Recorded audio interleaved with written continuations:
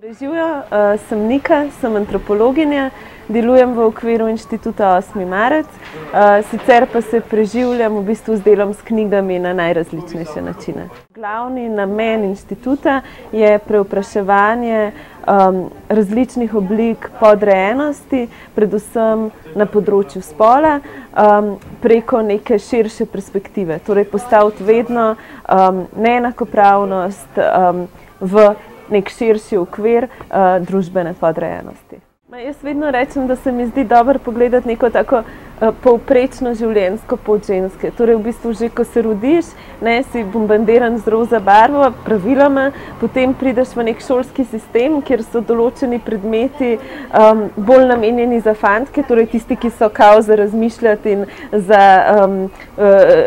tuhtati, računati, punce pa naj bi bile pridne, tihe in mirne. In potem v bistvu kljub temu, da so pač praviloma imajo boljši učni uspeh, kljub temu, da dosežejo višjo izobrazbo, po statistikah, potem, ko pride nekako do točke zaposlitve, so ženske za isto delo plačane manj kot moški, hkrati pa je tudi zelo velik problem to, da so težje zaposljive. Potem hkrati pa so še tle vse druge oblike dela, recimo ženske na SP-jih, prekerke, v trenutku, ko pridejo na porodniško, izgubijo celoten dohodek in v bistvu so potem izrinjene iz trga dela.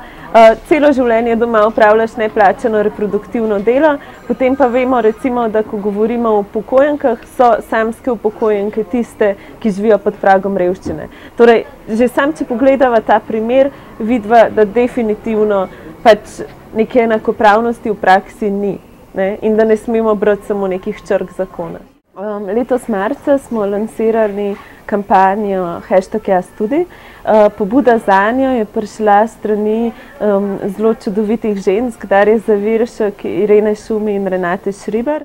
Mi smo imeli na začetku kar nekaj pomislekov, predvsem zato, ker se je akcija v Ameriki zelo zapletala v senzacionalizem in se nam je zdelo, da se s tem v bistvu spušča recimo revnejše ženske, ženske, ki so prekerke, upokojenke, in naš namen je bil pač pokriti prav vse glasove. Tako da s tem namenom smo v bistvu akcijo zastavili malo drugače, kot dejanski popis zgodb, z zelo jasnim namenom zaznati vsa mesta, kjer se nadlegovanje in nasilje pojavlja. V bistvu zgodbe še vedno prihajajo in analizo planiramo narediti čez dober mesec. Zaenkrat pa jaz lahko rečem to, da v bistvu nam pišejo punce, ki so stare 18 let, do žensk, ki so stare tam okoli 65. Ugotovili smo, da se spolno nadlegovanje in nasilje pojavlja povsod, sploh tam, kjer so v bistvu ženske v nekih razmerjih moči. Problem velik je tudi to, da okolica na to nadlegovanje in nasilje ne odreagira. Zanimivo je pa tudi to, da so zelo veliko nadlegovanja in nasilja deležne osebe, ki v bistvu ne ustrezajo temu heteronormativnemu izrazu, torej spolnemu izrazu, torej izgledajo nekoliko drugače.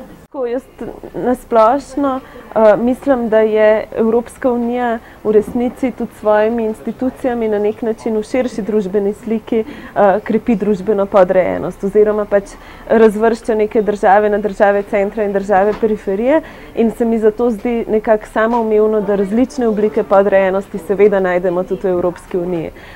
Tudi gibanje JazTudi je bilo, oziroma MeToo je bilo močno prisotno v Evropskem parlamentu, kjer so številne ženske političarke oziroma strokovne sodelavke opozarjale na nadlegovanje in nasilje, ki je prišlo strani pač moških v tej instituciji. Bi pa res tle poudarila, da to nasplošno je institucija, ki tudi sama producira pač razmerja podrejenosti.